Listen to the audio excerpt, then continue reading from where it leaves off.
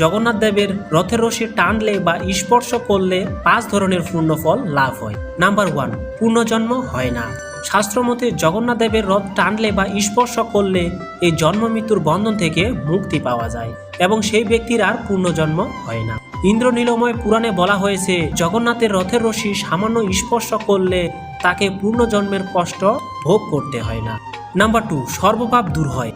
শাস্ত্রে পাপ ক্ষয়ের নানা উপায় আছে, যেমন গঙ্গা স্নান ও দান। আর এর মধ্যে অন্যতম পাপ ক্ষয়ের উপায় হলো রথের দিন জগন্নাথের রথের রশি টানা। কপিল সংহিতায় বলা হয়েছে, যে ব্যক্তি রথযাত্রার দিনে আমাকে দর্শন করবে সে কালক্রমে সর্বপাপ থেকে মুক্ত হয়ে আমার ভুবনে যাবে। নাম্বার 3, রোগ ব্যাধি দূর হয়। শাস্ত্রমতে অনেক কঠিন কঠিন রোগ থেকেও মুক্তি পাওয়ার জন্য যদি রথের দিন জগন্নাথ দেবের রথ টানা যায় তাহলে বিভিন্ন রকমের কঠিন রোগ ব্যাধি হতে মুক্ত হওয়া যায়। নাম্বার 4, অনন্ত সুখ লাভ হয়।